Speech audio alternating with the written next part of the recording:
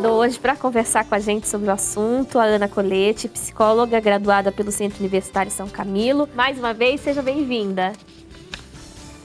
Boa tarde, obrigada pela oportunidade. Sempre um prazer e uma honra poder participar aqui com vocês. Bom, muitas vezes quando a gente fala sobre felicidade, muita gente pode olhar de um ponto de vista filosófico, né, ou de objetivos a serem alcançados, mas ser feliz impacta na nossa vida, no bem-estar, na vida física, na saúde mental, em outras questões que envolvem a nossa saúde, Ana?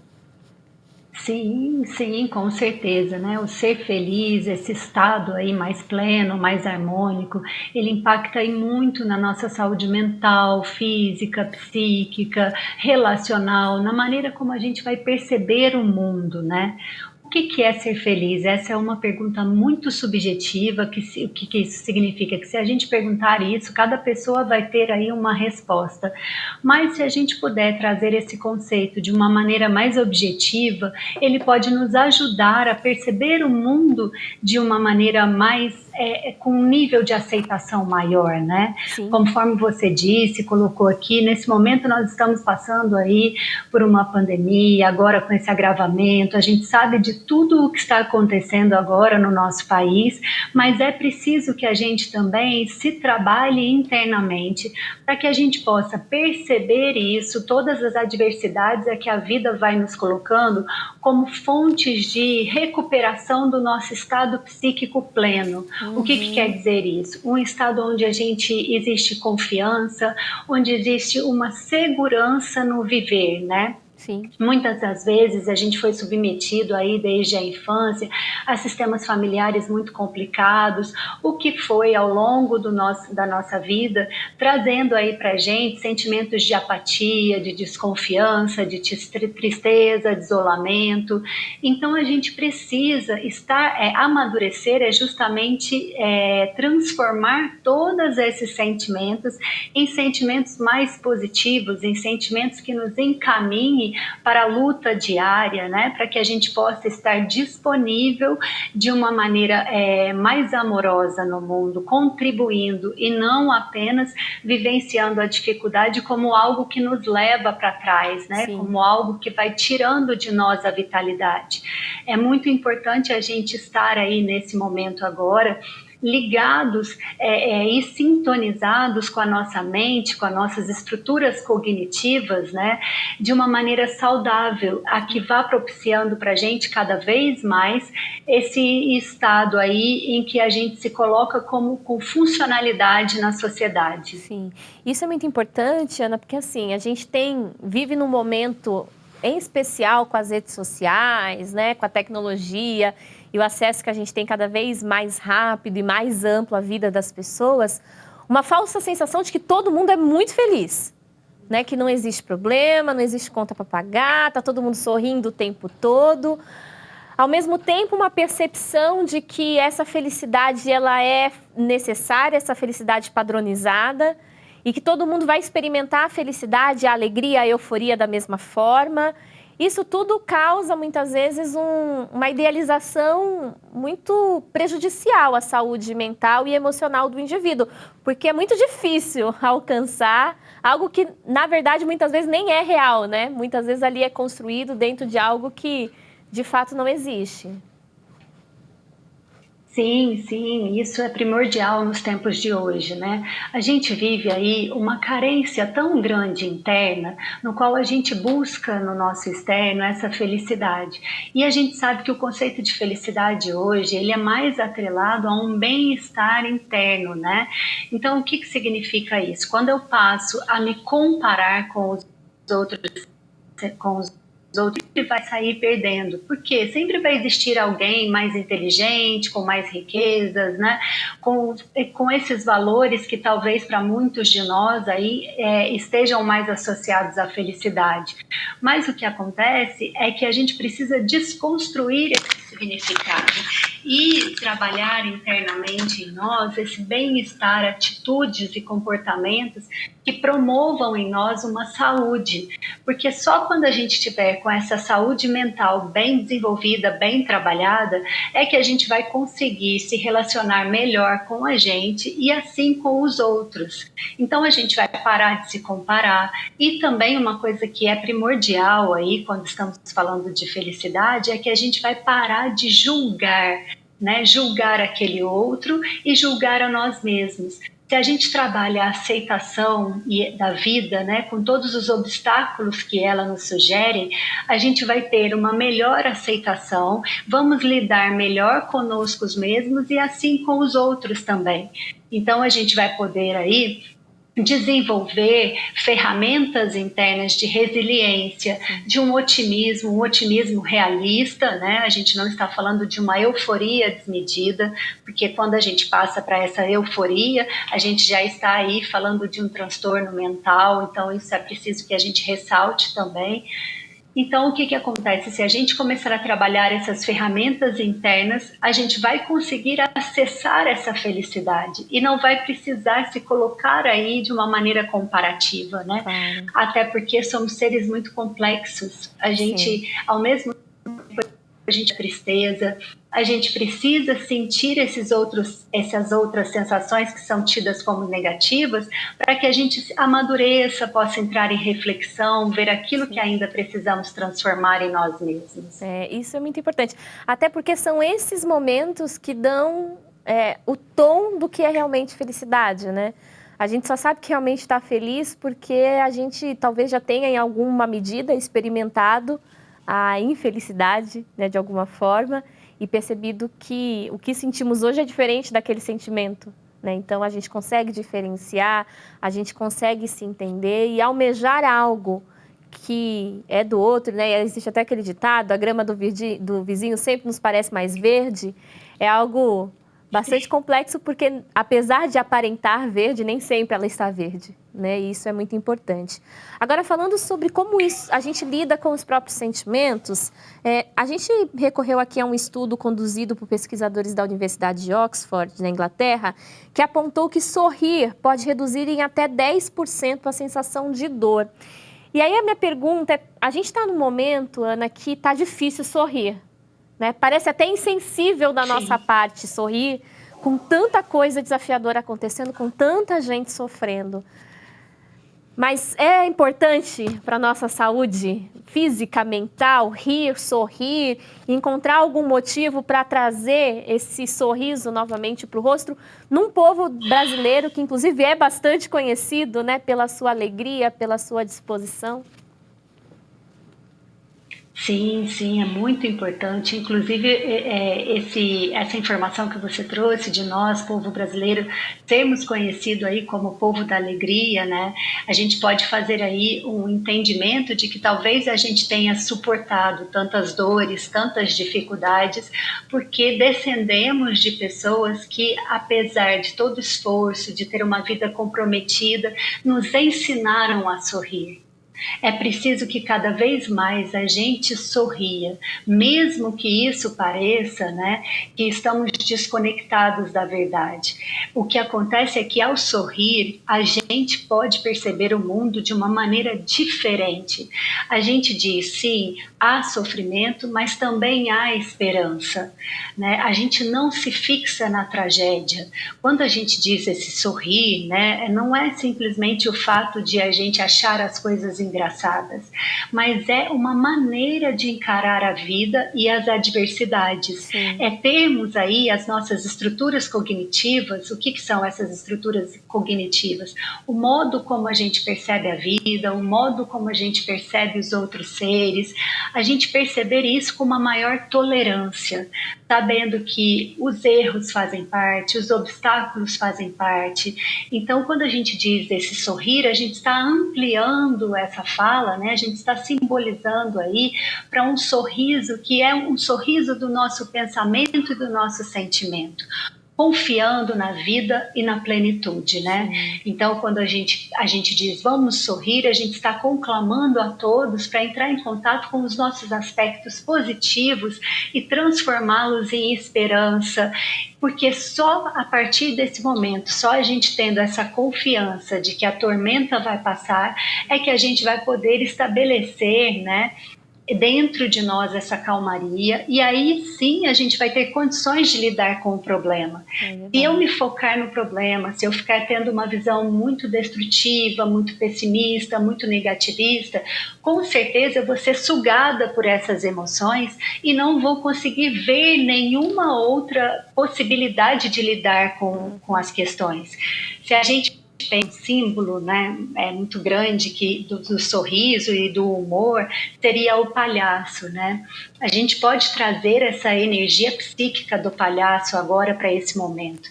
Quem é o palhaço? É aquele que olha para as coisas de outras perspectivas, aonde a gente está encontrando só a seriedade, só a funcionalidade daquele objeto. O palhaço, ao olhar, ele encontra outras formas de absorver aquilo, né? Sim. Então ele vê uma saída, por exemplo, onde ninguém mais vê. Ele consegue achar e acreditar na vida onde ninguém mais está conseguindo fazer.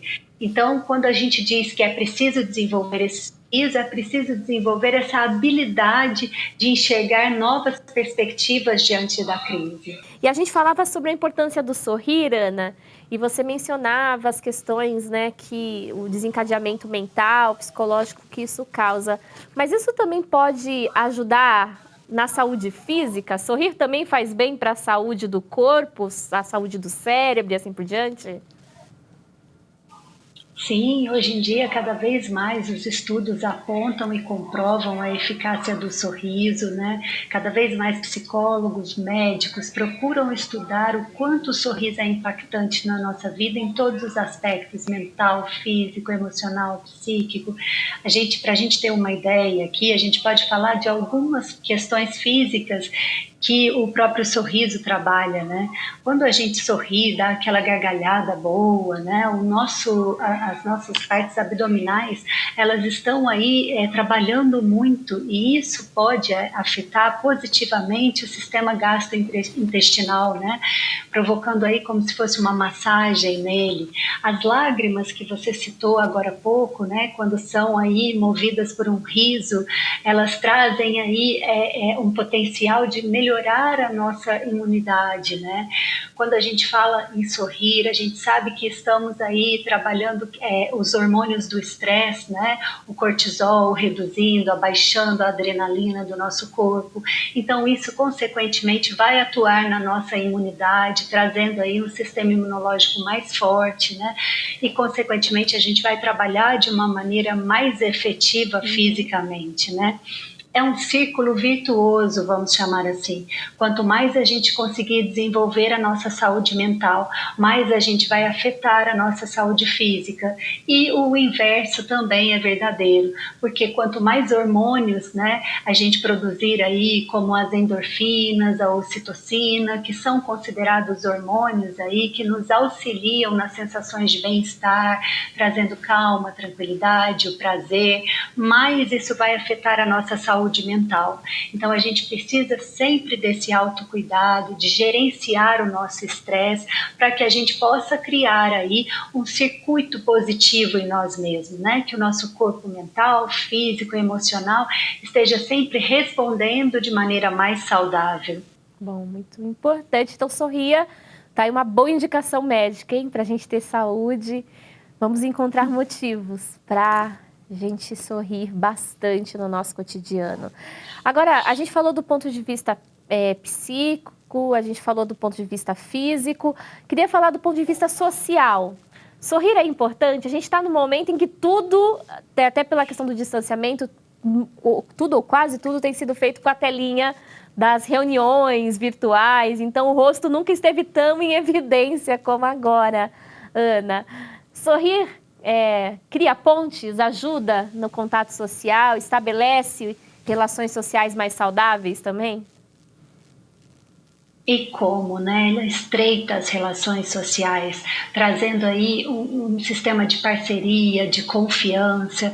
Se a gente pensa que antes mesmo da gente ter essa capacidade de verbalização, ter desenvolvido a escrita, a gente já tinha uma comunicação ocorrendo a nível não verbal, imagina que quando a gente está conversando uns com os outros, todas essas comunicações estão interferindo no modo como a outra pessoa vai entender aquela mensagem. Então a mensagem ela nunca é somente verbal, ela é também através da intuição, daquilo que o nosso inconsciente capta. E a melhor ponte para isso é sempre o sorriso, porque quando a gente sorri, a gente demonstra para o outro aberto que a gente pode formar uma parceria, uma comunicação mais verdadeira, né? É como se a gente dissesse, olha, estou empático a você, estou empático à vida, acredito que tudo pode dar certo. Quando a gente está sorrindo, o nosso inconsciente está captando isso. Então, a comunicação, ela vai se tornar muito mais próspera, né? Agora, imagina você, quando a gente está passando por um problema muito grave, né? E a gente, às vezes, tem essa dificuldade que é mesmo natural nossa, né? E que a gente precisa combatê-la, de estar enxergando a vida de uma maneira muito negativa, sem nenhuma confiança. A gente passa isso na nossa comunicação, mesmo que não falando. Eu posso estar aqui dizendo para você, não, está tudo bem comigo, mas se eu não estiver passando isso através dessas mensagens inconscientes, que são o meu sorriso, a maneira como eu me posiciono, a minha postura, a outra pessoa que está captando aquela mensagem, com certeza vai ter uma dificuldade de acreditar se aquilo é real, se ela pode estabelecer uma confiança com aquilo que a pessoa está falando. Então, na medida do possível que a gente conseguir ir se trabalhando internamente, revertendo os nossos padrões, as nossas crenças, para que a gente possa estabelecer essa comunicação a partir desse sorriso genuíno e espontâneo, né? Trazendo melhorias, então, na nossa comunicação. Isso é muito importante. E eu queria trazer um ponto que você destacou agora, que eu acho fundamental, ainda mais nesse momento em que a gente nem sempre está no olho a olho, né? No pessoalmente com a pessoa, que é essa percepção, né? Qual que é a importância da gente estar atento a esse interlocutor, né, essa pessoa que está sorrindo, mas nem sempre esse sorriso chega, por exemplo, aos olhos, né, como se diz, ou ela está falando, mas a gente está percebendo que talvez não esteja muito bem como deveria estar, até porque existem casos, por exemplo, de pessoas que estão em quadros depressivos, né, de transtornos de ansiedade e outros transtornos mentais, que aparentemente estão bem, né, no dia a dia são produtivas e tudo mais. A gente às vezes acha que o estereótipo da pessoa depressiva é aquela, né, em casa, deitada, que não levanta, mas muita gente está nessa condição e está sorrindo, né, está ali aparentemente socializando de forma alegre e feliz. Qual que é a importância da gente perceber isso também, da gente se afinar para isso, Ana? Nossa, é muito importante porque a gente está trabalhando a nossa sensibilidade, né? Justamente essa empatia. O que é a empatia? É eu poder enxergar o outro através do olhar dele.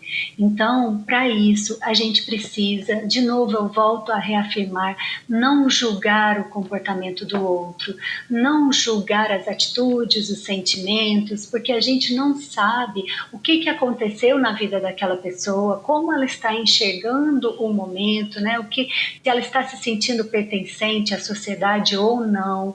Então a gente pode tentar, na medida que a gente for se trabalhando, valorizar o nosso olhar, né? Estar mais disponível para o outro.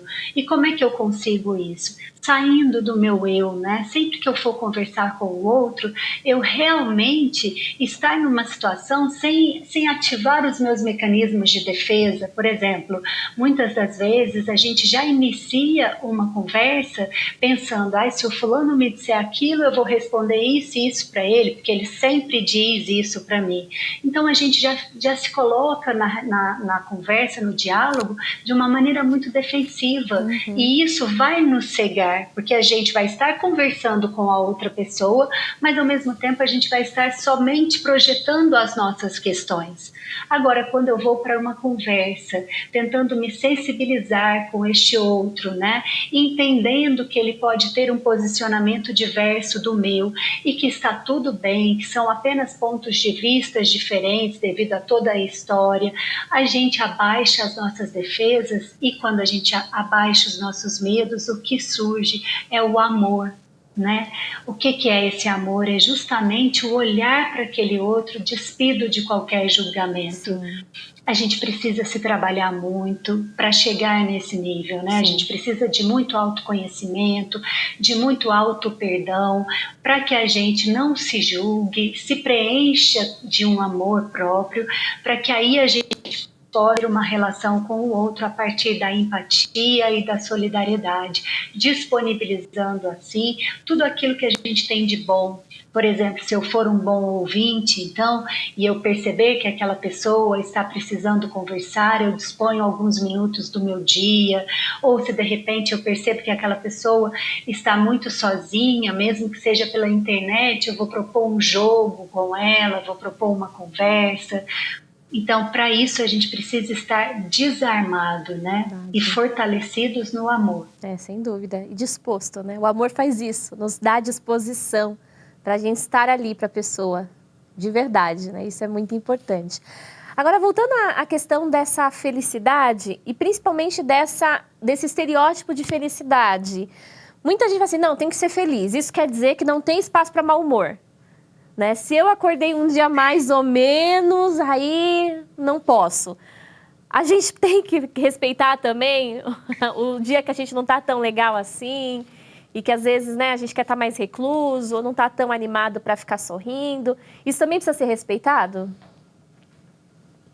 Sim, com certeza. Eu vou dizer assim, estar com bom humor não é estar sorrindo o tempo todo, não é estar num otimismo exagerado, né?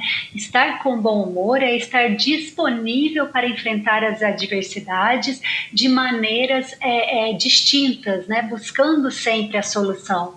Então é claro que vai ter aquele dia que a gente vai acordar mais triste, mais introspectivo, e aí nesse momento é fundamental que a gente expresse tudo isso que a gente esteja sentindo, né? Que a gente consiga perceber que faz parte da nossa complexidade lidar com todas essas questões, né? Que a gente precisa também desses outros sentimentos, dessas outras sensações, para que a gente possa evoluir, né? Psiquicamente, mentalmente. Então, isso é fundamental. Estar de bom humor não significa rir o tempo todo, significa ter uma perspectiva, uma estrutura cognitiva mais saudável. Sim. Ou seja, quando acontece a adversidade, eu sei como recorrer, eu vou buscar um equilíbrio, eu vou buscar uma conversa, sim, eu tenho sempre essa disposição para a vida, né? Claro. Agora, sentir a tristeza, sentir todas essas perdas, né? Isso vai nos fazendo refletir justamente aonde está essa tristeza em nós, aonde está essa perda em nós, aonde as relações foram se deteriorando na nossa vida. Então é fundamental que a gente flua entre os sentimentos, que a gente nunca estacione nem na alegria e nem na tristeza, que a gente possa fazer uso desses sentimentos de uma maneira mais livre, né? Usando-os a nosso favor quando assim for necessário. Para finalizar, Ana, a gente falou sobre esse respeito, né, aos diversos momentos, mas eu acho importante a gente falar sobre a busca de apoio profissional, né, de ajuda médica. A gente tem falado tanto da importância de dar fim ao preconceito, né, dos tratamentos psiquiátricos, dos tratamentos psicológicos, que eles são fundamentais, porque às vezes a gente não vai conseguir sair da tristeza, da melancolia sozinho, né? Às vezes ela se agrava e pode ser uma coisa mais grave, mais delicada, que precisa de um apoio médico realmente para se superar esse momento. Sim, com certeza, né? Se a gente parte da premissa de que somos seres sociais, o que isso significa? e a gente se constitui nesse vínculo com o outro.